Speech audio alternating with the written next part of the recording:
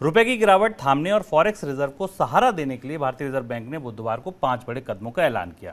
यह ऐलान देश में डॉलर की आपूर्ति बढ़ाने से जुड़े थे। इनमें विदेशी निवेश और कर्ज से जुड़े नियमों में ढील दी गई थी। इन कदमों का लंबे समय में भले असर दिखे, लेकिन तत्काल रुपए को सहारा देने में ये नाकाम रहे। गुरुवार को डॉलर के मुकाबले रुपया 12 पैसे की गिरावट के साथ खुला और इस वक्त दिन के निचले स्तर पर कारोबार कर रहा है। सर, क्यों नहीं हुआ इन कदमों का असर? बड़ी उम्मीद थी कि फॉरेक्स रिजर्व को सहारा मिलेगा, रुपए को भी सहारा देंगे, लेकिन अगले दिन तो ऐसी कोई बात नहीं दिखी।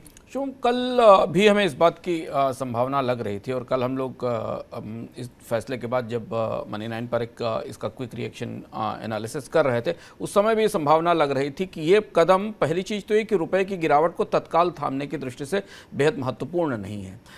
किसी को ये पता नहीं है कि इनकी मदद से इंक्रीमेंटल फॉरेक्स इनफ्लो यानी बढ़ने वाला फॉरेक्स कितना होगा, क्योंकि रिजर्व बैंक के पास भी कोई आंकड़ा नहीं कि इन कदमों से तत्काल 5 billion, 6 billion, 7 billion, 10 billion dollar Bharat में आना शुरू होंगे। तो जो अभी भारत में विदेशी मुद्रा लाने वाले चैनल हैं वो पहले से ही जिस स्थिति में उस स्थिति में है, और जो बाहर ले जाने वाले चैनल या रास्ते हैं वो भी उसी स्थिति में है। तो पहली चीज़ तो है कि ये कदम जो हैं वो शॉर्ट टर्म मेजर्स लागू किए गए। और इन कदमों में एक और महत्वपूर्ण बात समझने वाली थी कि 2012-13 के आसपास जब इसी तरीके का टैपर टेंट्रम हुआ था और रुपए में गिरावट आई थी, तब कोशिश रुपए की कीमत में और गिरावट रोकने की गई थी और तब हस्तक्षेप रुपए के मूल्य को तय करने के लिए हुआ था। इस बार रिजर्व बैंक का हस्तक्षेप रुपए की गिरावट थामने के लिए नहीं, परोक्ष रूप से रुपए की गिरावट इससे कम होगी नहीं होगी, विदेशी मुद्रा भंडार की कमी ना हो, भारत में विदेशी मुद्रा भंडार की इनफ्लो बढ़ाई जा सके, वो ये फोकस उस तरफ है। और इसलिए हमें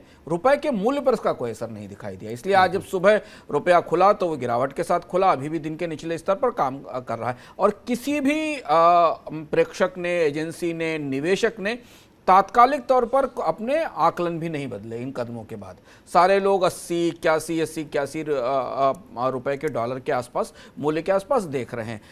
इसमें जो कर्ज के प्रावधान हैं, विदेश से कर्ज लाने की सीमा कंपनियों के लिए बढ़ाई गई है, बैंकों को विदेश से कर्ज लेकर लाने की जो रियायतें दी गई हैं, विदेशी अनिवासी भारतीयों को भारत में पैसा रखने के लिए ब्याज दरें बढ़ाकर बैंकों को उसे और आकर्षक बनाने की सुविधा दी गई।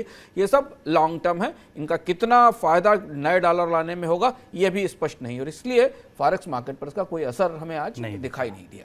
बिल्कुल। और ये कदम क्या थे, इनका क्या असर हुआ, इसको विस्तार से समझाने के लिए हमने एक वीडियो बनाया है। इसमें अंशुमान जी ने आपको इन सारे कदमों का बहुत आसान भाषा में मतलब समझाया है। इस वीडियो को आप हमारे YouTube चैनल पर देख सकते हैं।